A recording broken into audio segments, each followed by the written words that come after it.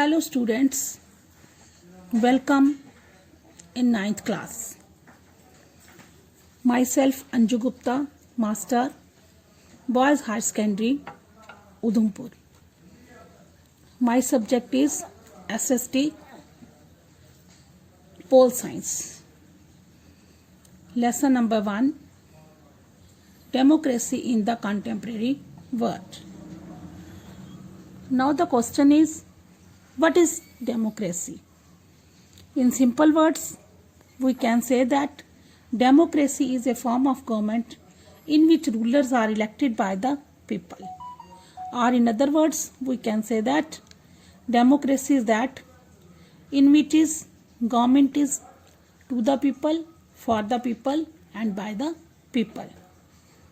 But our today's topic is democracy in the contemporary world. Contemporary means modern world. Modern world में democracy क्या है?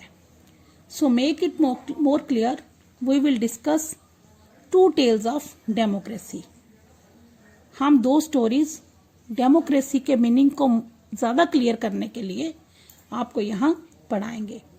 Firstly we will take the story of Chile जो कि South America में situated है.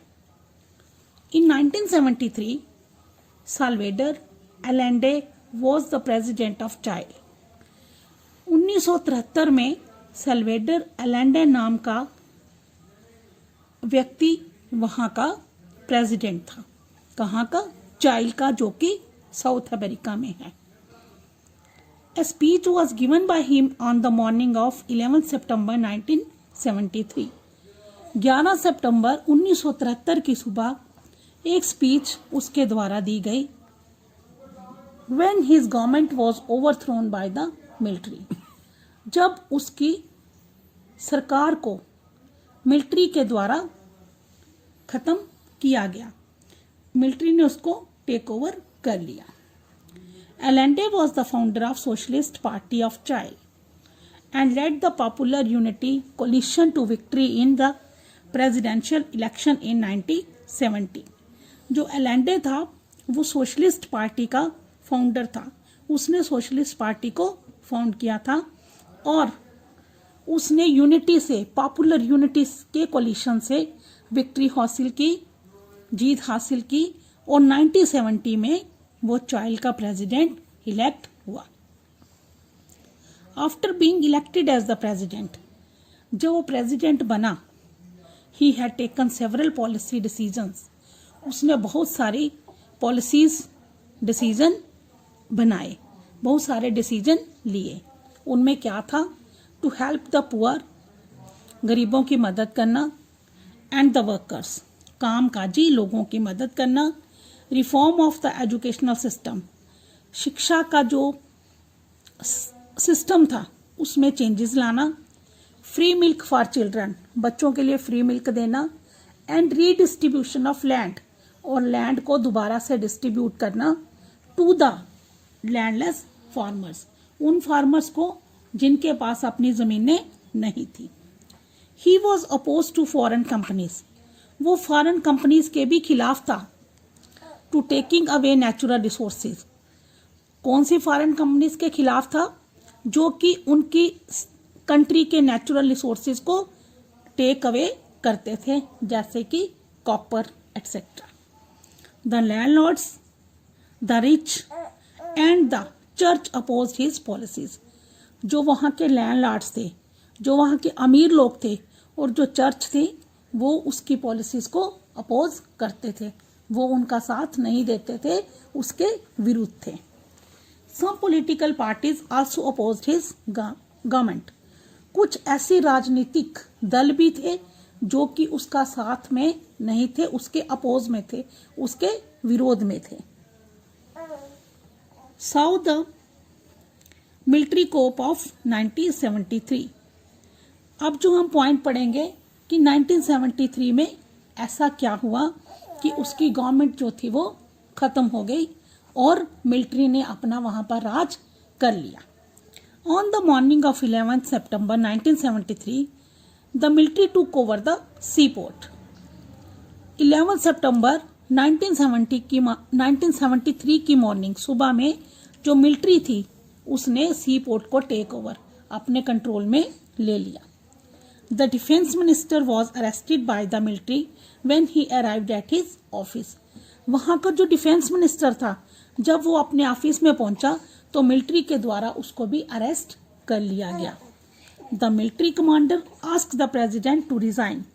जो military commander था उसने प्रेसिडेंट को क्या बोला कि आप अपनी प्रेसिडेंट के पद से रिजाइन कर दो, छोड़ दो। बट ही रिफ्यूज्ड, लेकिन जो एलेंडे था उसने रिफ्यूज किया, उसने अपना पद छोड़ने से मना किया और लीव द कंट्री, और ना ही वो कंट्री को छोड़ना चाहता था। But resigning the danger to the country and to his life, लेकिन उसको ऐसा एहसास हो गया कि ये मेरे कंट्री के लिए भी खतरा है और मेरी लाइफ के लिए भी खतरा है। So he gave speech on the radio. फिर उसने अपनी स्पीच रेडियो पे दी, लोगों को संबोधित किया। कहाँ पे? रेडियो पे। Then the military surrounded the president house and started bombing it. तब मिलिट्री ने चारों तरफ से प्रेसिडेंट हाउस को घेर लिया और बमबारी वहां पर करना स्टार्ट कर दी। President Allende died in the military attack. और इस अटैक में क्या हुआ, जो प्रेसिडेंट एलेंडे था उसकी मृत्यु हो गई। A government elected by the people was overthrow by the military through conspiracy and violence. इसके साथ ही जो गवर्नमेंट लोगों के द्वारा इलेक्ट की गई थी उसका खत्म, उसका ओवरथ्रो हो गया, काम तमाम हो गया। थ्रू कॉन्स्पिरेसी, साजिश से और हिंसा से। देन तब क्या हुआ, general Augusto Pinochet and army general led the coup. तब एक जो आर्मी का ऑफिसर था अगस्टो, वो कॉप को लीड करने लगा, अपने नेतृत्व में इसको चलाने लगा। The government of USA was unhappy with Allende's rule and funded to the coup. जो वहां की यूएसए की जो गवर्नमेंट थी वो भी एलेंडेज के रूल के साथ क्या थी, ना खुश थी, वो खुश नहीं थी। और वो किसको फंड देती थी, कोप को, जो मिलिट्री थी उसको।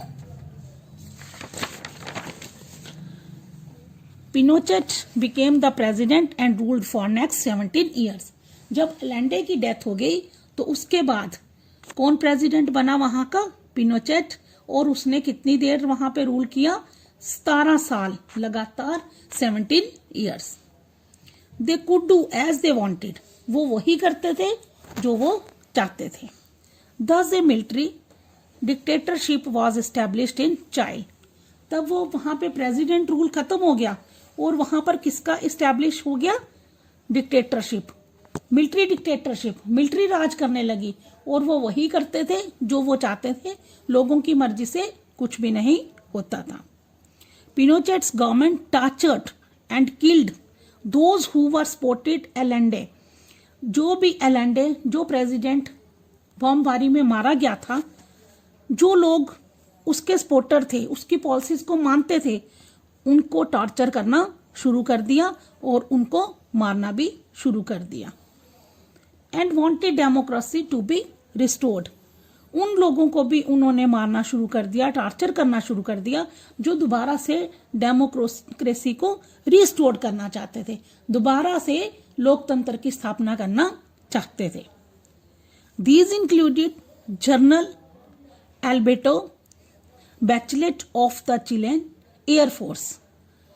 जनरल एल्बर्टो जो क्या थे, एयरफोर्स के जनरल थे। और मैनी ऑफिसर्स, बहुत बड़े बड़े ऑफिसर्स। हिज वाइफ कौन, एल्बर्टो की वाइफ एंड डॉटर, और उसकी बेटी को क्या किया गया, वर पुट इन प्रिजन, उनको भी जेल में डाला गया। एंड टू टॉर्चर्ड, और उनको भी टॉर्चर करने लगे, उनको भी तंग करने लगे। More than 3000 peoples were killed and many more were missing. और इन 17 ईयर्स जब किसका राज था, पिनोचेट का, जब वो प्रेसिडेंट थे, तो 3000 से ज्यादा लोग मारे गए और इतने लोग मिसिंग भी हो गए जिनके बारे में कोई कुछ नहीं जानता कि वो लोग कहाँ गए। Restoration of democracy. Pinochet's military dictatorship came to end after he decided to hold a referendum in 1988. 1988 में क्या हुआ कि मिलिट्री डिक्टेटरशिप का भी एंड हो गया। He was confident, उसे पूरा विश्वास था that in his referendum the people would say yes to his continuing in power, कि लोग उसकी पावर को, उसकी प्रेसिडेंटशिप को पसंद करेंगे और ऐसा सोचेंगे कि वो ही प्रेसिडेंट बना रहे। बट 1988 में ऐसा नहीं हुआ। But the people had not forgotten their democratic traditions, लेकिन अब भी वो अपने डेमोक्रेटिक ट्रेडिशन को नहीं भूले थे। अभी भी कुछ लोग थे जो अलेंडे के सपोर्टर थे। Their vote was an important outcome, उनकी वोटिंग ने एक इम्पॉर्टेंट मतलब जबरदस्त आउटकम लाया। This led to his losing first, पहले तो वो हार गया। His political and his military powers, वो राजनीतिज्ञ मतलब अपनी राजनीति से हारा और फिर उसकी जो मिलिट्री पावर्स थी, जो वो डिक्टेटरशिप चलाता था, वो भी उसकी खत्म हो गई। People to revenge and punish them, people अब क्या अपना बदला लेना चाहते थे। रिवेंज मतलब बदला लेना चाहते थे एंड पनिश देम, और उनको सजा देना चाहते थे। उन्होंने बदला लिया और उनको सजा दी। पॉलिटिकल फ्रीडम वाज रिस्टोर्ड, अब राजनीति जो स्वतंत्रता थी दोबारा रिस्टोर्ड हो गई। आफ्टर दैट, उसके बाद क्या हुआ? Child has held 4 presidential election in which different political parties have participated. 4 bar president के पद के लिए इलेक्शन हुए। राष्ट्रपति के पद के लिए कितनी बार इलेक्शन हुए? 4 टाइम्स, और डिफरेंट पॉलिटिकल पार्टीज ने उसमें अपनी पार्टिसिपेशन की। Slowly the army's role in the country's government has been eliminated.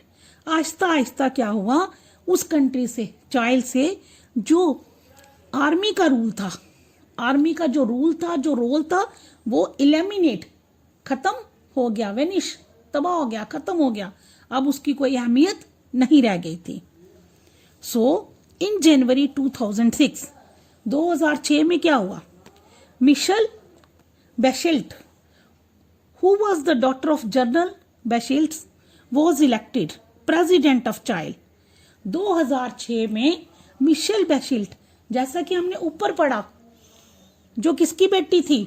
Journal की, जनरल बैशेल्ट की, उसने चाइल्ड की वो क्या बनी? प्रेसिडेंट इलेक्ट हो गई। Also she became the first women to be a defence minister in Latin America, और वो ही एक ऐसी वुमेन थी, फर्स्ट वुमेन थी, जो लैटिन अमेरिका की डिफेंस मिनिस्टर भी बनी।